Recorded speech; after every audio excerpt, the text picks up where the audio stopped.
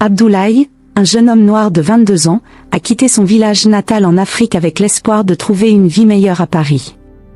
La capitale française, bien que prometteuse, se révèle plus dure que prévu. Sans ressources, sans réseau et avec un accent qui trahit ses origines, il arpente les rues de Paris en quête d'un emploi. Chaque jour, Abdoulaye affronte le froid mordant, la solitude et le regard méfiant des passants. Malgré ces défis, il ne perd jamais sa détermination. Ses journées sont rythmées par des entretiens décevants et des petits boulots précaires qui ne suffisent qu'à peine à le maintenir à flot. Cependant, il garde espoir et continue de croire en un avenir meilleur. Au fil de sa quête, Abdoulaye se lie d'amitié avec d'autres jeunes comme lui, venus de loin pour construire un avenir. Ensemble, ils échangent leurs rêves et leurs déceptions, trouvant du réconfort dans leur solidarité. Après plusieurs mois de recherches infructueuses et de petits emplois fatigants, Abdoulaye décroche enfin un poste de nettoyeur dans une grande entreprise du centre de Paris. Ce bâtiment imposant en verre est le symbole du succès qu'il aspire à atteindre. Chaque matin, il se lève avant l'aube et traverse la ville endormie en métro pour se rendre à son travail. Bien que son travail soit modeste, il est exigeant. Abdoulaye nettoie les bureaux, les couloirs et les salles de réunion, souvent invisibles aux yeux des employés qui fréquentent ces lieux durant la journée. Malgré la nature discrète de son poste, il y trouve une opportunité. Il considère ce travail comme un premier pas vers un avenir prometteur, persuadé qu'en restant observateur et attentif, il pourra un jour saisir une chance qui le mènera plus loin. Un jour, alors qu'il nettoyait les fenêtres, Abdoulaye aperçoit au loin une femme d'une élégance remarquable. Elle est vêtue avec soin et charme. Il apprend rapidement qu'il s'agit de mademoiselle Rebecca, la fille de monsieur Jean-Pierre, le PDG de l'entreprise. Rebecca, bien que très belle et parfumée, se montre ni arrogante ni distante. Elle prend parfois le temps d'échanger quelques mots avec Abdoulaye, toujours avec une sincère gentillesse. À partir de ce moment, Abdoulaye ne peut s'empêcher de penser à elle. Sa beauté et son comportement modeste lui laissent une impression profonde. Abdoulaye, épris de Rebecca, est conscient de l'écart considérable entre leurs mondes. En tant que jeune homme issu d'un milieu modeste, il craint que ses sentiments ne soient jamais réciproques. La différence de statut et les obstacles socio-économiques lui semblent insurmontables, et il se persuade que Rebecca ne pourrait jamais voir en lui autre chose qu'un simple employé de nettoyage. Toutefois, ses sentiments pour elle sont intenses et persistants. Les collègues d'Abdoulaye, travaillant également dans des postes moins visibles, ont remarqué son intérêt pour Rebecca. Inquiet pour lui, ils lui conseillent de faire attention. Ils le préviennent que monsieur Jean-Pierre, le PDG, est un homme inflexible et protecteur de sa fille. Leur mise en garde est claire: Abdoulaye, si tu tiens à ton travail, évite de t'attacher à elle. Le PDG est très strict et ne tolère pas les problèmes liés à sa famille. Ces conseils ajoutent une pression supplémentaire à la situation déjà délicate d'Abdoulaye. Il devient de plus en plus difficile pour lui de gérer ses émotions tout en restant concentré sur ses tâches quotidiennes. Chaque fois qu'il voit Rebecca, il ressent un mélange d'espoir et d'angoisse. Ses journées sont un tourbillon d'émotions, entre la joie fugace des rares moments où il lui parle et la peur constante de perdre son emploi. Les journées passent et Abdoulaye continue de jongler avec ses émotions contradictoires. Chaque nuit, son cœur bat la chamade en pensant à Rebecca, et chaque jour, il se bat pour garder ses sentiments sous contrôle, craignant que toute tentative de rapprochement ne lui coûte son emploi. Un matin, alors qu'il nettoie les vitres dans le bureau de Rebecca, celle-ci entre et le surprend en train de contempler un ancien souvenir, une photo en noir et blanc de la vieille ville. Elle lui sourit, un sourire doux et amical qui fait fondre le cœur d'Abdoulaye. Prise d'une impulsion, Rebecca engage la conversation. Abdoulaye, vous semblez pensif ce matin. Tout va bien? Le ton sincère et la curiosité dans sa voix poussent Abdoulaye à hésiter avant de répondre. Il cherche à garder une attitude professionnelle, mais ses émotions sont palpables. Oui, mademoiselle Rebecca, tout va bien. C'est juste que cette photo me rappelle des souvenirs.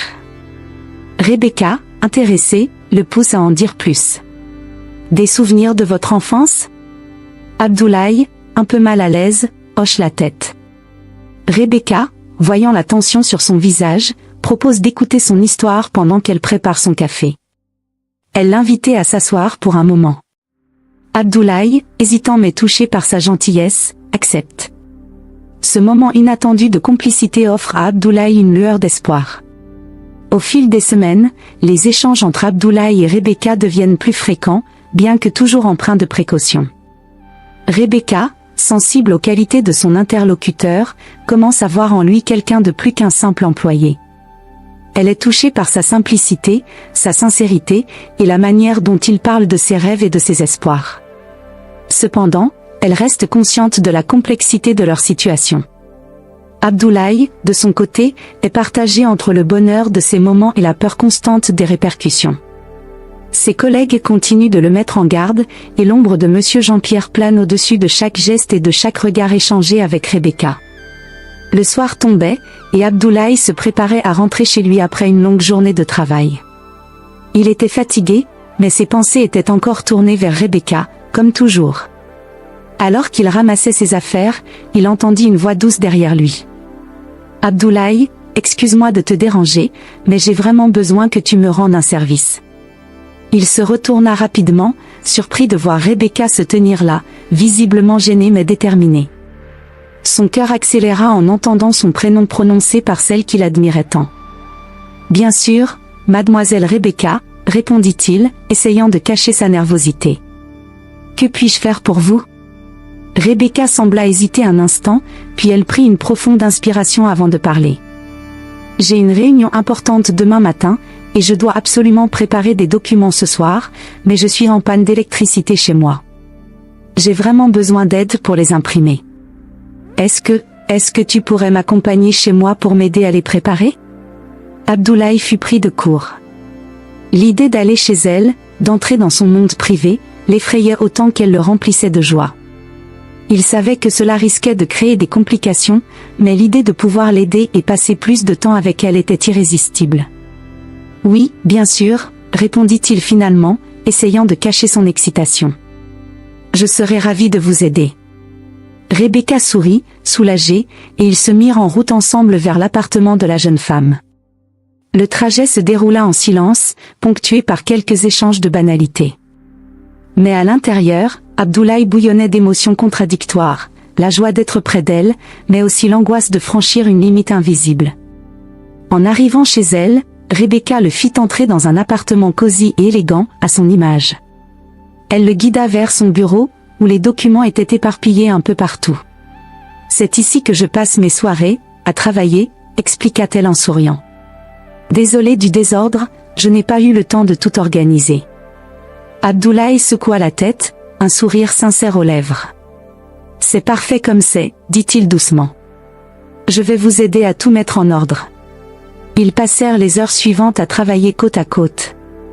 Rebecca était concentrée, tout en étant à l'aise avec lui, et Abdoulaye se sentait honoré d'être en sa compagnie. Mais chaque regard qu'elle lui lançait, chaque sourire, faisait grandir son amour pour elle, et en même temps, il sentait le poids des conséquences potentielles. Alors qu'ils achevaient enfin la tâche, Rebecca s'étira et soupira de soulagement. « Merci, Abdoulaye. Je ne sais pas comment j'aurais fait sans toi ce soir. » Abdoulaye sourit, mais ne put s'empêcher de sentir une pointe de tristesse. Il savait que, malgré ces moments de complicité, une relation entre eux serait presque impossible. Pourtant, il ne pouvait s'empêcher de rêver. Rebecca, remarquant son expression pensive, s'approcha et posa une main légère sur son bras. « Tu sembles préoccupé. Quelque chose ne va pas ?» Abdoulaye hésita, cherchant ses mots. Il voulait tout lui dire, mais il savait que cela ne ferait qu'empirer les choses. « Non, rien du tout, » répondit-il finalement, avec un sourire qui ne parvenait pas à cacher sa mélancolie. « Juste un peu fatigué, c'est tout. » Rebecca le regarda un instant, comme si elle percevait ce qu'il ne disait pas. Puis elle hocha la tête, respectant son silence. « D'accord. En tout cas, merci encore, Abdoulaye. Tu as été d'une grande aide. » Ils se dirent au revoir, et Abdoulaye quitta l'appartement avec un mélange de bonheur et de tristesse. Le lendemain matin, alors que le soleil se levait à peine, Rebecca était déjà en route pour sa réunion. Son esprit était embrouillé, non seulement par les affaires à traiter, mais aussi par les pensées tournées vers Abdoulaye. La soirée précédente l'avait bouleversée plus qu'elle ne voulait l'admettre. Il y avait une douceur, une sincérité chez Abdoulaye qui la touchait profondément, bien au-delà des apparences et des différences sociales qui les séparaient. Pendant ce temps, Abdoulaye, de retour à son travail, ne parvenait pas à se concentrer. Il revivait sans cesse chaque moment passé avec Rebecca, chaque sourire, chaque regard. Pourtant, il savait que leur relation était vouée à l'échec. Le statut social, les attentes familiales, tout semblait se dresser contre eux. Quelques jours plus tard, alors qu'Abdoulaye s'occupait de son travail habituel, Monsieur Jean-Pierre arriva à l'improviste. Il le fixa avec un regard glacial, laissant entendre sans un mot qu'il avait des intentions claires. Après quelques instants de silence pesant, Monsieur Jean-Pierre prit la parole d'une voix sèche. « Abdoulaye, je te respecte en tant qu'employé dévoué, mais je dois être clair, ce qui s'est passé entre toi et ma fille l'autre soir. Cela ne doit plus se reproduire. Je t'interdis de la revoir, et si tu oses encore approcher Rebecca, je te ferai renvoyer sans la moindre hésitation. Est-ce bien compris ?» Abdoulaye, les mains tremblantes, baissa les yeux, conscient que protester ne ferait qu'aggraver les choses. Il hocha la tête en silence, le cœur lourd. Monsieur Jean-Pierre tourna les talons et s'éloigna sans un mot de plus, laissant Abdoulaye seul, noyé dans une mer de pensées sombres.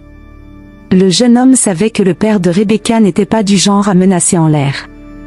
Mais comment pouvait-il abandonner la seule personne qui avait su toucher son âme ? Monsieur Jean-Pierre, déterminé à mettre un terme à la relation entre sa fille et Abdoulaye, intensifie sa surveillance.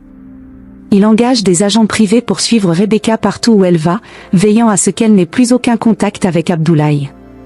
Cette décision autoritaire et intrusive ajoute une pression immense sur Rebecca, qui commence à se sentir comme une prisonnière dans sa propre vie. Rebecca, confrontée à la surveillance constante et aux interdictions imposées par son père, se débat entre son respect pour lui et ses sentiments croissants pour Abdoulaye. Elle ressent une montée de frustration et de désespoir, mais elle est également déterminée à trouver une solution. La pression et la surveillance l'affectent profondément, créant un fossé grandissant entre elle et son père, ainsi qu'un malaise intérieur croissant. Malgré les précautions prises, Rebecca ne peut pas empêcher ses pensées de vagabonder vers Abdoulaye.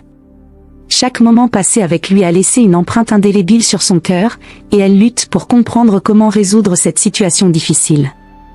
Le fait que Monsieur Jean-Pierre ait employé des agents pour la surveiller l'amène à se poser des questions sur les limites de la protection paternelle et sur les sacrifices personnels qu'elle est prête à faire pour être avec Abdoulaye. Rebecca découvrit la joie de la simplicité et de l'autosuffisance. Elle se plongea dans les tâches domestiques avec enthousiasme, tout en commençant à créer un petit jardin. Abdoulaye, de son côté, se mit à travailler sur des projets locaux et à aider les villageois, découvrant un sens profond à la communauté et à l'entraide. Les premiers mois furent marqués par des défis, des moments de doute et de fatigue. Mais chaque obstacle renforçait leur complicité et leur amour. Les soirées étaient souvent consacrées à des discussions sous les étoiles, où ils se remémoraient leurs choix et se rappelaient les raisons pour lesquelles ils avaient décidé de tout quitter. Les mois passèrent, et leur vie dans le village devint peu à peu une réalité harmonieuse. Rebecca trouva sa place dans la communauté, et Abdoulaye réussit à réaliser plusieurs projets qui apportèrent de l'optimisme et du dynamisme au village. Un soir d'été, alors qu'il se promenait dans les champs dorés par le coucher du soleil, Abdoulaye prit la main de Rebecca et s'arrêta. « Tu te souviens de tout ce que nous avons laissé derrière nous ?» demanda-t-il. Rebecca sourit, un regard brillant dans ses yeux. « Oui, je m'en souviens. Mais je ne changerai rien pour tout l'or du monde. Nous avons construit quelque chose de bien plus précieux. » Ils s'embrassèrent doucement, conscients que leur décision avait été la bonne. Ils avaient réussi à quitter derrière eux les chaînes du passé pour embrasser un avenir construit sur l'amour et la liberté. Leur nouveau départ était maintenant une réalité, et chaque jour leur apportait une nouvelle preuve que, parfois, tout abandonner peut être le premier pas vers un bonheur authentique et durable. Nous espérons que cette histoire vous a inspiré et vous a donné à réfléchir sur les choix que nous faisons dans nos vies et les sacrifices que nous sommes prêts à accepter pour suivre notre propre chemin. N'oublions jamais que les décisions les plus difficiles sont parfois celles qui ouvrent les portes vers les plus grandes joies. Merci de nous avoir accompagnés dans ce voyage. Si vous avez aimé cette histoire, n'oubliez pas de vous abonner à Histoire Ancestrale pour d'autres récits captivants et inspirants. À bientôt pour de nouvelles aventures.